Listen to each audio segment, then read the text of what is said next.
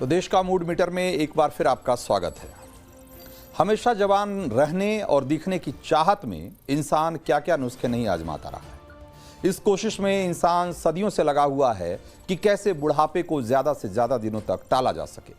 वैज्ञानिक भी इसका फॉर्मूला ढूंढने में जी जान से जुटे हुए हैं। दुनिया भर में इस पर बड़े बड़े प्रोजेक्ट चल रहे हैं जिसका खर्च अरबों खरबों में है। हमारी आपकी इसी चाहत का फायदा कानपुर में कुछ जालसाजों ने उठा लिया। इजराइल की नई टेक्निक से बूढ़ों को जवान बनाने का झांसा देकर यूपी के कानपुर में 500 लोगों को चूना लगा दिया गया।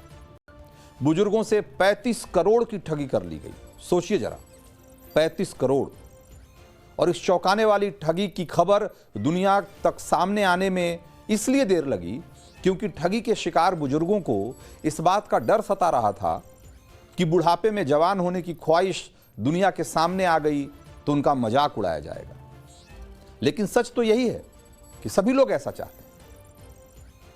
राजीव दुबे और रश्मि दुबे नाम के एक ठग दंपति ने कानपुर के पौष इलाके स्वरूप नगर में रिवाइवल वर्ल्ड नाम से एक संस्था खोली और दावा किया कि इजराइल के वैज्ञानिकों ने जवान होने के लिए या बढ़ती उम्र में आपको जवान बनाए रखने के लिए ऑक्सीजन थेरेपी निकाली है। उन्होंने एक खास तरह के ट्रीटमेंट का इजाद किया है जिसको उन्होंने नाम दिया ऑक्सीजन थेरेपी, और जिसको लेने के बाद 60 साल के लोग भी 25 साल जैसे दिखने लगेंगे।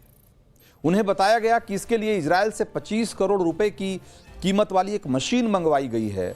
एक खास मशीन है जिससे हफ्ते में अगर आप 5 दिन ऑक्सीजन थेरेपी लेंगे तो आप जवान हो जाएंगे।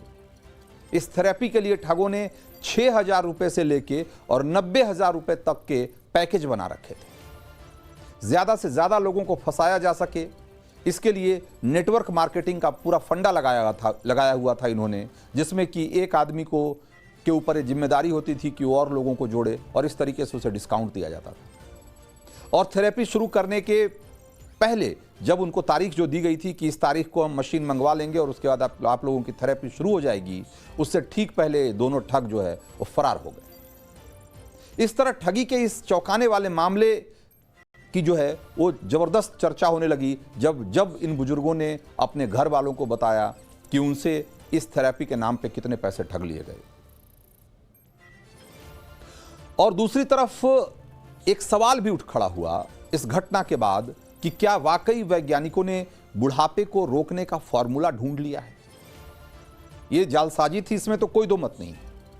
लेकिन दुनिया भर में बुढ़ापे को दूर रखने के लिए क्या क्या चल रहा है? क्या वाकई मुमकिन है कि उम्र को टाला जा सके? आखिर पढ़े लिखे लोग, अच्छे खासे घरों के लोग कैसे बूढ़े से जवान बना दिए जाने के झांसे में इतनी आसानी से आ गए? सच क्या है? क्या बताया गया उनको? इसके लिए आपको 47 साल के अमेरिकी एंटरप्रेन्योर ब्रायन जॉनसन की एक कहानी जाननी चाहिए, जिन्होंने साल भर पहले दावा किया कि रिवर्स एजिंग के लिए उन पर एक एक्सपेरिमेंट किया जा रहा है जो कि कामयाब हो गया है। उन्होंने अपने शरीर की उम्र बढ़ाने की रफ्तार कम कर ली है। ब्रायन जॉनसन खरबपति हैं। उन्होंने खुद के ऊपर ब्लूप्रिंट नाम से एक रिवर्स एजिंग एक्सपेरिमेंट शुरू किया था जिसका सालाना खर्च करीब 17 करोड़ रुपए है। और इस एक्सपेरिमेंट में 30 डॉक्टरों की टीम लगी हुई है और इस एक्सपेरिमेंट को लीड कर रहे डॉक्टर ओलिवर जोलमैन ने दावा किया है कि इस एक्सपेरिमेंट के बाद 47 साल के ब्रायन जॉनसन का दिल 37 साल के शख्स की तरह हो चुका है। जैसे 37 साल की उम्र में एक आदमी का जो दिल है, उसका हार्ट जिस तरीके से धड़कता है, वो कमोबेश 47 साल के जॉनसन की उम्र उसी का दिल भी उसी तरीके से धड़कता है। उनकी चमड़ी, उनका स्किन 28 साल के नौजवान की तरह दिखता है। और फेफड़ा, लीवर, किडनी, दांत, बाल, ये सारे बहुत सारे अंग हैं, वो 18 साल के नौजवानों जैसे हो चुके हैं। और इनके दावे को सही ठहराने के लिए ब्रायन जॉनसन और उनके बेटे की तस्वीर और दोनों की बॉडी के मेडिकल रिपोर्ट्स दुनिया के सामने रखी गई।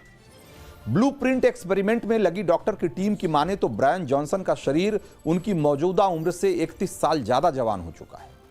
उम्र बढ़ने के सामान्य रफ्तार से एक तरीके से उसको घटा करके 0.64 कर दिया है उन्होंने।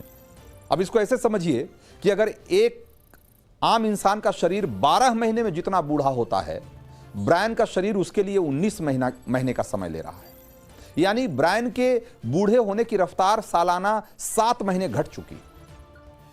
ब्रायन का यही दावा दुनिया भर की सुर्खियां बना और लोग बुढ़ापे को रोकने और जवानी लौटाने की जिस प्रक्रिया को असंभव मानते थे, ब्लूप्रिंट एक्सपेरिमेंट ने उसमें लोगों का भरोसा बढ़ा दिया।